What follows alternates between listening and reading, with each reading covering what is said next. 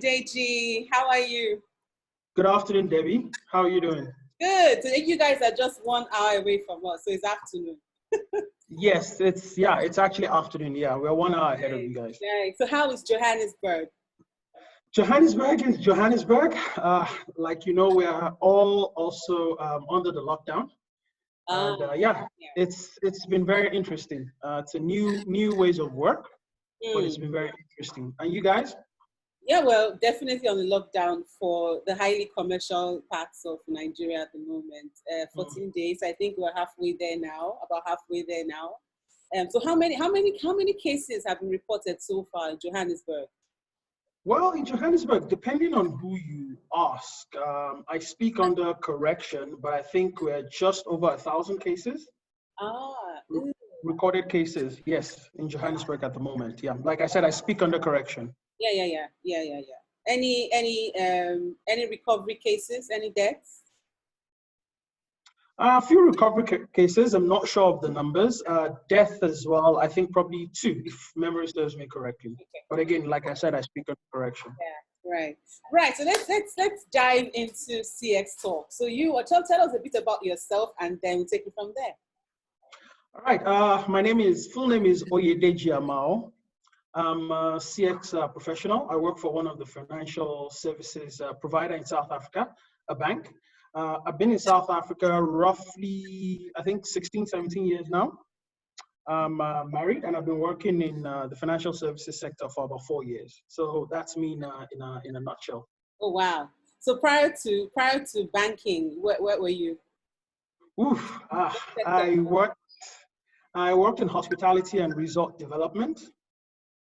Okay. I worked in a call center fulfillment, mail order fulfillment company. And I also worked a little bit in manufacturing. I worked for a company that makes swimming pool equipment. So a little bit of varied background. Yeah. And I joined the bank about 4 years ago.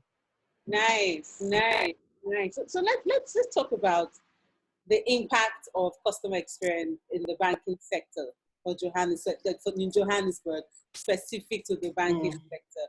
What's it been like so far? I think with the banking sector, unlike the financial crisis of 2008, where banks were blamed for the crisis, I think this time around, banks are actually part of the solution with regards to the COVID-19 pandemic. Most of all the responses has been geared towards making life easier for customers in terms of payment relief. Most of all the banks in South Africa actually came together to put together some kind of a relief package for small businesses. And relief packages for small businesses. And some banks actually took it a step further. There were some relief packages from a credit point of view for some of their employees as well. So most of all the concentration has been around making things a lot easier for the customers. In terms of ways of work as well, essential services within the banks are still operational. So if you're deemed, obviously with each bank, it's slightly different with the definition of essential services. Yeah. For frontline staff in most banks have actually been in operation. And some banks have actually been very innovative about how they're solutioning for their customers. One of the banks here in South Africa actually has some kind of a delivery, grocery delivery service for the customers. So you can call the call center with regards to you wanting to order groceries. Yeah. It could be within or outside Johannesburg, and they will arrange for the delivery. So it's just some of the initiatives the banks have been putting in place. Right. That's very commendable. That's really commendable. So aside from offering relief, which I really commend to small businesses. So just to get it right, you're saying the banks are like coming together. Tell me a bit about how they're doing that. How are they coming together to do that jointly? As it is, I think in most countries, you have competition commissions to guard against certain industries colluding. But with this pandemic, it affects everybody. It affects all the banks, it affects all the industries. And there was a special dispensation given to them by the South African government to actually come together, sit at a table, and actually come up with a solution. Hence the reason why most of all the banks are actually offering some kind of relief for their customers. And the private sector and private individuals have also stepped up to the plate. There's been a large amount of donations from private individuals and private companies in South Africa as well to help with the relief fund. Yeah, I think it's similar to what's happening in Nigeria as well. It's pretty similar, right? So besides that, now in terms of product offerings, how will you say banks are doing managing customer experiences? I mean, you are in the banking sector, so what product would you say is the most hit, and what product will you say is, for want of a better word, thriving in the midst of the pandemic?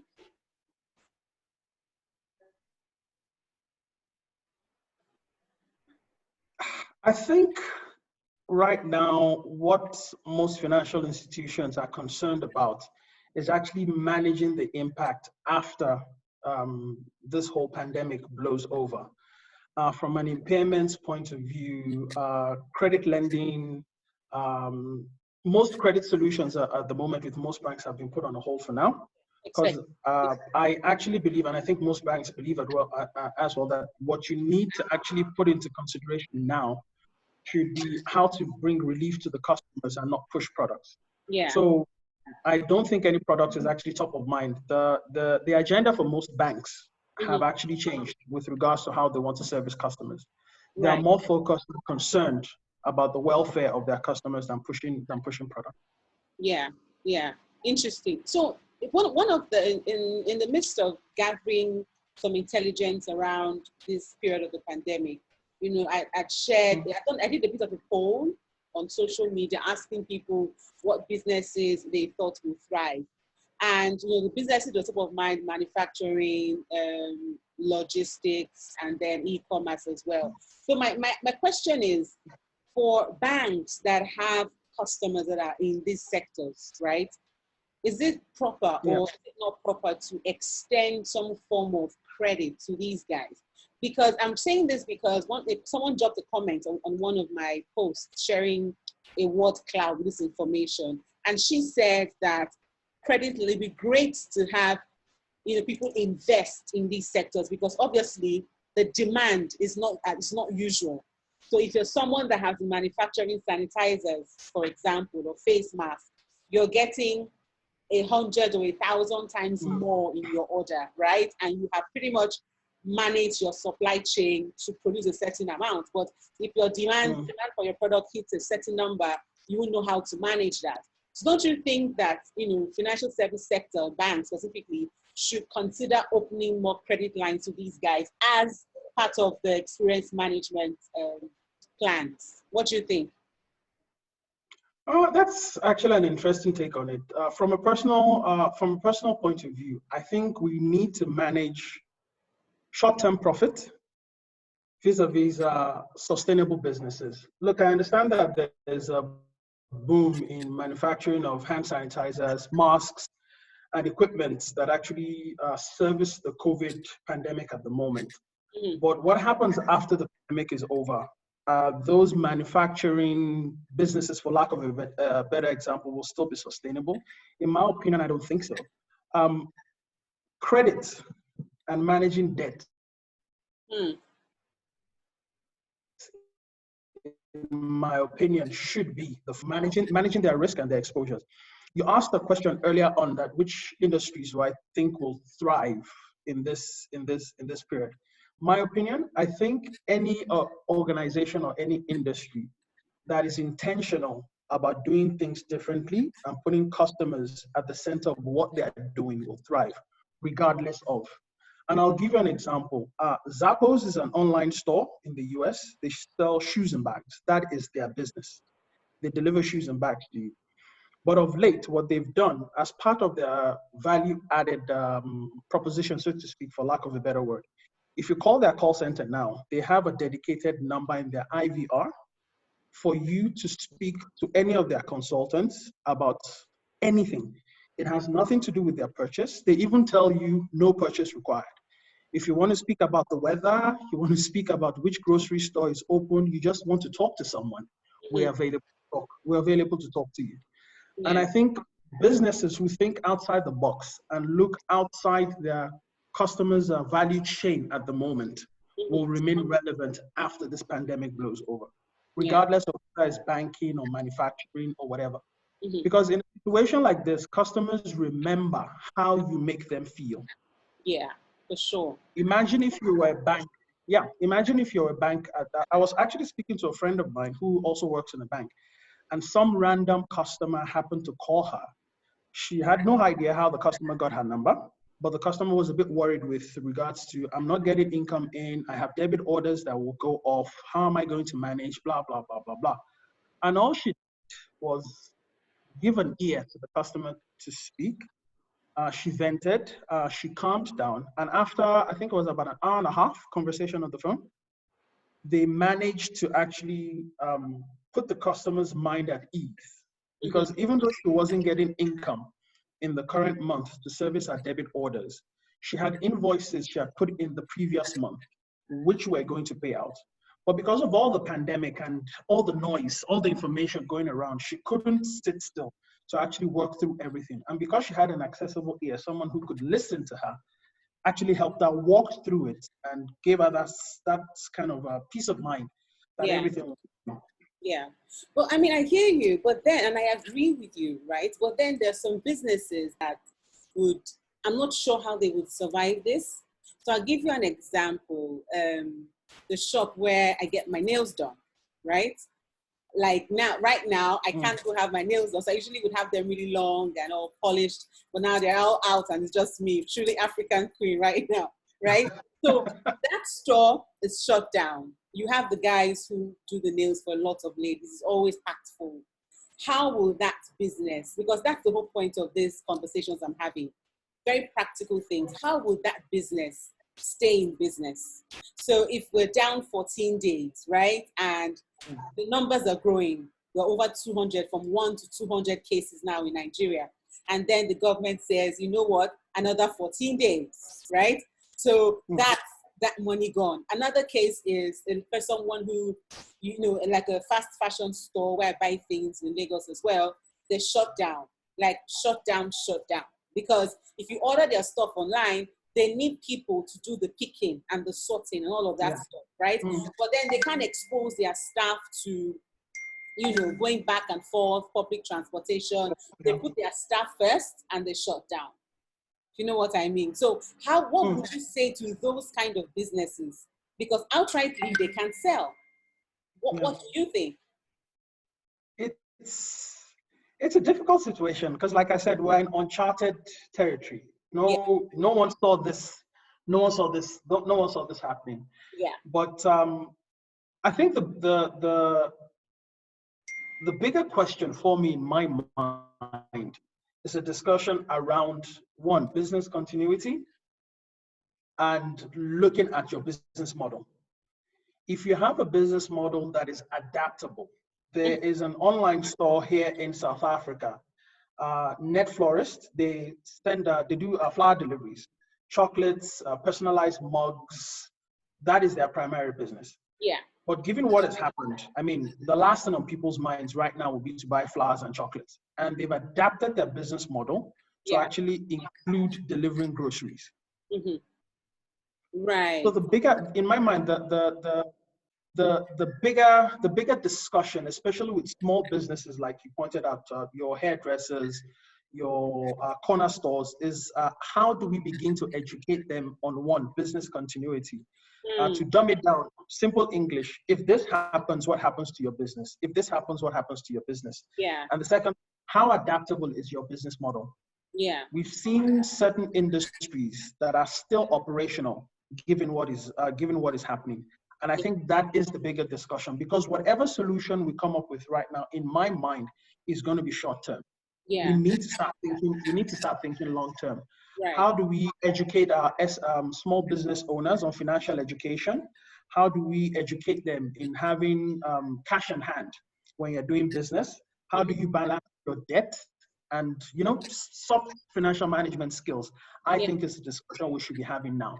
Yeah. It really got me thinking. Coincidentally, these were my thoughts this morning before we're having this conversation. And I just kept thinking, again, using the practical example of SMEs that I patronize, having my hair done, my nails done, and all of that stuff. And I was thinking to myself that I know I talk a lot about managing customers during the pandemic. How do I expect the guy who does my nails to survive, and it got me thinking that, guess what? Because you have a lot of people that go in and out of that store. The first thing that comes to mind is, can he even reach me? Does he have my data?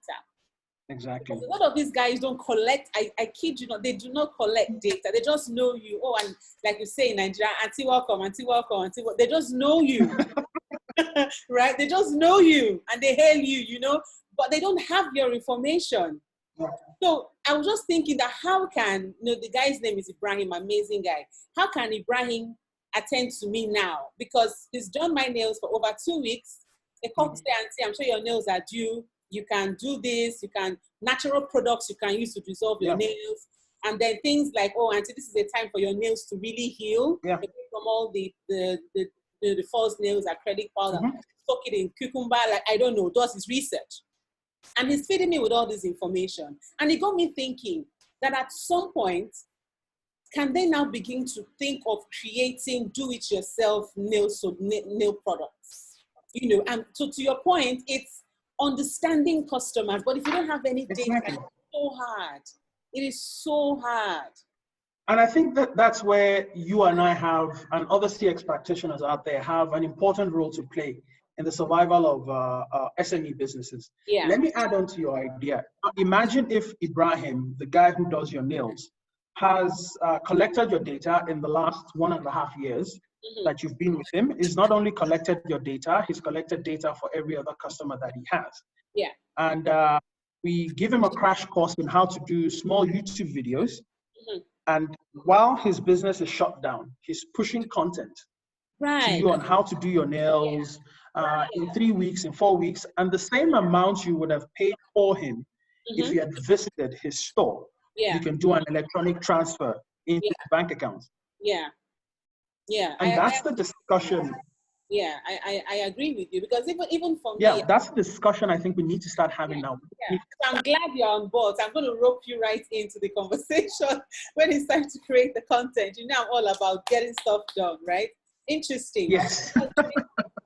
Interesting, because there's so much. And I'm, the other day I was just driving. I had to drive out to get some water, and I noticed close to my house you have like a huge estate. So you have laborers coming. They literally come in every morning to get a job, to get paid.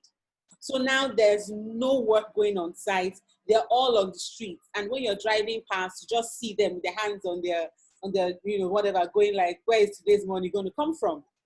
Yeah. You understand? So it's important that, as in the CX space, one of the things I always advocate for is, we tend to talk about CX and make it look like such a big deal, but it's not.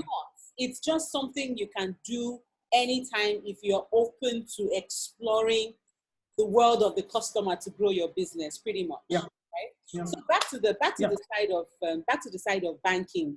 What would you say are the wins for banks in this period that you have highlighted? I mean, you work in a bank.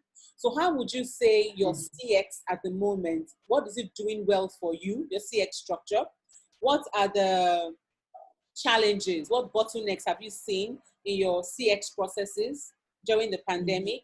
And what are the opportunities that you have seen for your business as well? I think the wins, the challenges, and the opportunities is one area for me. Yeah. And it has to do with the bank employees. Right now, the focus, most of all the focus with coronavirus has been around the external customers. Not much is being said about the internal customers, and much, what's the word I'm looking for? And much praise hasn't been given to, in my opinion anyways, much praise hasn't been given to the organization who has geared their internal staff ready for things like this. There's a bank I know of, I'll give you an example, because as external customers have concerns, internal customers have concerns as well. Those are your employees. They also have concerns. There's a bank I know that on a regular basis sends a coronavirus update to all their employees. This is what the bank is doing. This is where we are. This is what we want to do, the whole 9 yards. A lot of people are worried about their investments right now, including some bank employees. Yeah. The same bank has been sending messages with regards to investments as well. Look, this is what we're doing concerning it. This is what we're doing concerning it. So from a win point of view, they are targeted messages. Yes, targeted messages for their employees. The win for the banks, I must commend their adaptability in this situation, because most of us can still work from home. They've put a plan in place to still have their frontline staff in place. So that is a major win for me. So how do they get to work though? Are they like accommodated somewhere central, or they provided transportation for them? For those that are not mobile? They're accommodated in a central location, which transportation is provided for. Right, okay. Yeah, transportation is provided for. Most banks, that's what most banks are doing. Right. Central location where you can almost kind of like control everything, and transportation is provided for. So the adaptability of the banks, in my mind, is a major win. How they've been able to adapt quickly from being stationary to being mobile, to being able to move your business mobile. That for me as well is also the weakness. Because let's say out of a score of 100%, for example, with the bank's reaction to it, I'll probably give them, say, like a 65, 570. And remember, we're talking about banking, which involves money, and money is emotional for a lot of people. Yeah. So the target should be around 98%, which is where the opportunity lies as well for financial institutions to actually have a mindset change of what the future workplace will be like in traditional banks. Yeah. Because I see no reason why at least 85% of the bank's function shouldn't be moved to a remote environment where you can do your work from everywhere. Yeah, especially for the back-end support team. Especially for the back-end support staff, yes. Yeah. So that the bank is still running 100% regardless of. Yeah. But that would be tough though for you guys have for the microfinance banks or small lending businesses. That may be tough. What do you think? That's where innovation comes in. Right. That's where innovation comes in. Yeah.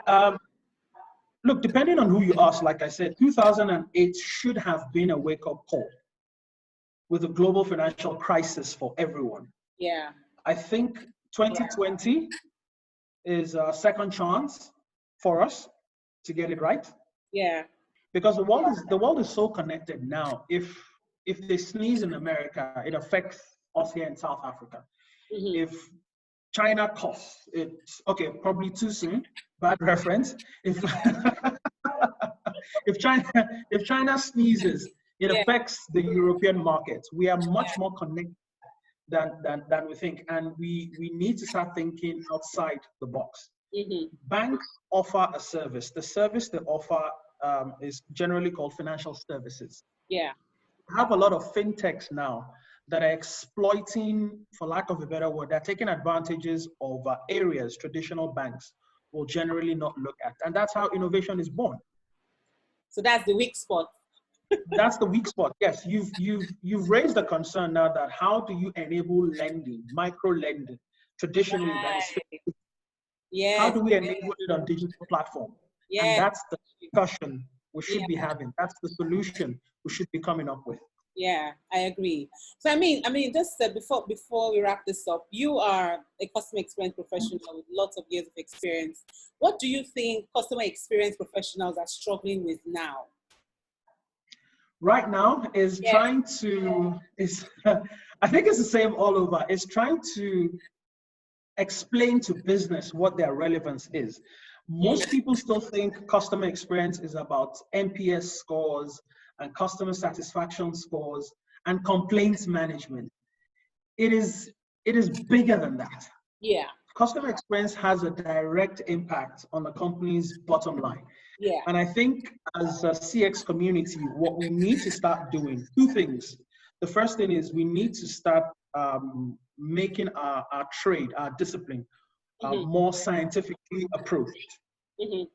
Have kind of like a science behind it.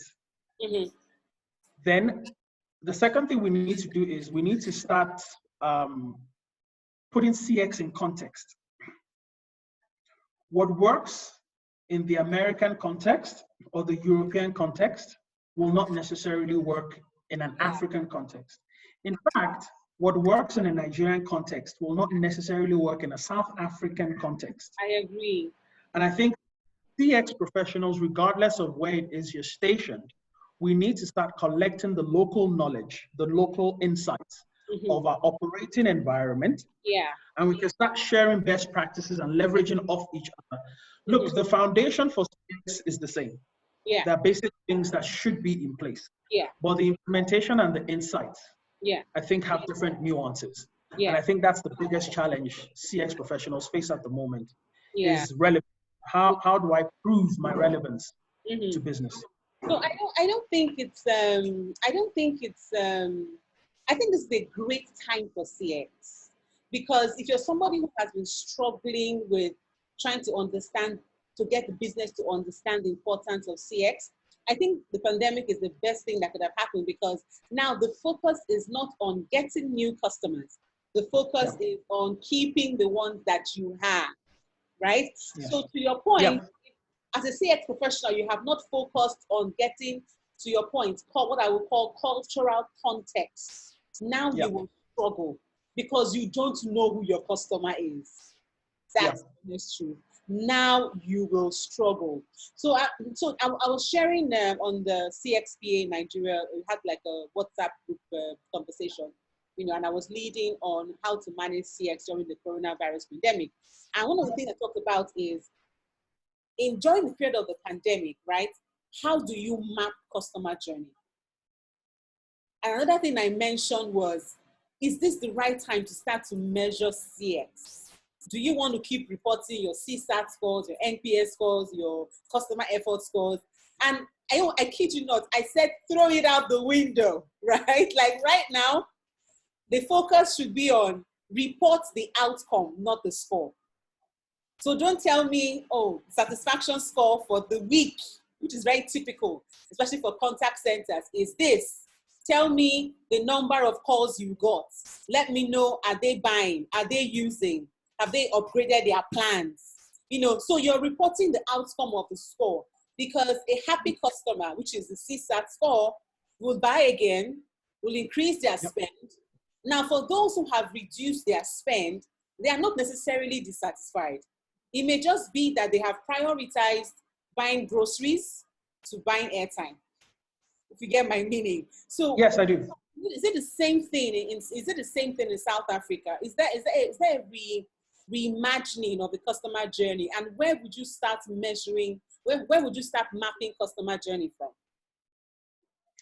I think for me, it starts with what you measure. You use an example of the call center. If your focus is on the NPS scores, customer satisfaction scores, the whole 9 yards, if your focus is on the wrong things, you will struggle to keep your business sustainable. In a situation like this, I don't think the customer satisfaction is what we should be focusing on. To your point, how do we position ourselves in such a way that we can tell the customer, you know what, I see you, I'm here for you. And like I said, that's what customers remember. With regards to reimagining how we map the customer journey, it's it forms part of business continuity. Yeah. Like I was talking to earlier on. Say, for example, in a situation like this, if this happens, what do we need to do? If this happens, what do we need to do? If this happens, what do we need to do? And it's helping your entire stakeholder understand where they fit in the bigger picture. Yeah. And that's what I was saying with the struggle CX professionals have. It is beyond NPS. It's you. What does that score tell you? Yeah. I have an issue with the NPS anyway as a metric, so let's not go there. Yeah. I do, honestly, because I feel like we are so focused on a score, and most of the time, we don't pay attention to what makes the score. So the whole point of measuring NPS is out the window. NPS score, the KPI is to bring it down to 5. Let's say it's minus 20. The KPI is to get it to 5, right? Why is it minus 20? Exactly. Do you understand? Okay, so it's not the score. And I this is the one that just killed me, Deji, was when someone told me that his job title was NPS officer. I kid you not. I don't like, what?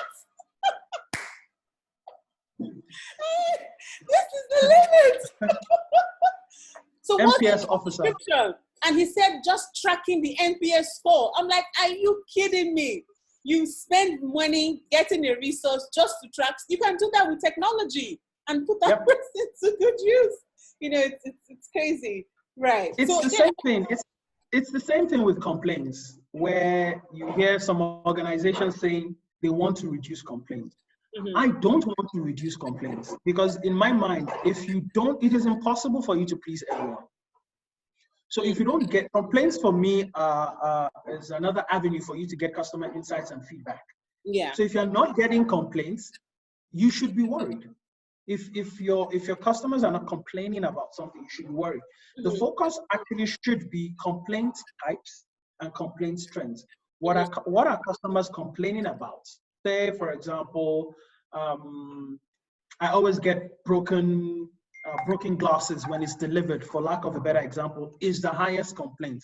How do you ensure that you reduce the number of broken glasses that is being delivered to customers? Yeah. Which means you will have to look at the manufacturing of the glass, the packaging of the glass, the handling of the glass, the delivery of the glass until it gets to the customer. And that's a journey. That's a mini customer journey within a bigger process that you need to manage. Yeah. And it's just that thinking outside the box, like I said, and we have to get scientific about how we do see it. I agree with you 100%. And I think now is the time for us CX professionals, especially in Africa, because I guess for us, what we have not done very well is giving a cultural context to CX. So this is a good time for us to understand the behavior, and a good time for us to also segment, because how I would respond in my buying to the pandemic is different from how someone who is, has more money than I would respond. But you have all of that in your base. So how do you define my journey using your product or service? Very important. Cool stuff. So generally speaking, if you had ideas, any 3 ideas that would come to mind on how business can satisfy and retain customers during the pandemic, it's just a final question. I'm sure you and I can go talking forever when it comes to CX. What would be your, we always do that, right? What would be your 3 tips? 3 tips for me, for any business, be it going through the pandemic right now or after the pandemic is over. First thing for me is review what your business continuity plan is. And that revision should include all your stakeholders. I'm talking internal customers, external customers. If you have suppliers, if you have logistic partners, review everything. Review it in light of doing scenario planning, as in worst case scenario, what if this happens? What if this happens? What if this happens? That is the number one. And regardless of how big your business is, that's why I said with the SME space, that's where you and I come in with education. How do we educate the SMEs to actually start thinking about business continuity management? Yeah. There's a friend of mine here in South Africa who runs his own business. And just before the lockdown, I had the opportunity of chatting with him to find out how his business was and everything. Yeah. And he told me that even though he had a business continuity plan, it was a checkbox exercise for him. It was just a tick box exercise for him. Ah, he never like played it out, tested it out. Oh dear. No, which leads me to the second tip. So the first tip is one point. So it's 1.1a now. Is not only having a business continuity plan, but stress testing it. Right. How do you know it? Like you have evacuation drills, you should have a proper business continuity plan in place. Yeah. The second for me will be, I spoke about it earlier on, having an adaptable business model. I told you about Net Florist, online store for flowers, who started delivering groceries. Have an adaptable business plan, and that requires you to look outside your current industry and the current life cycle of your customers. Yeah. The third for me will be think beyond short-term profits and think sustainability long-term. Yeah, I agree.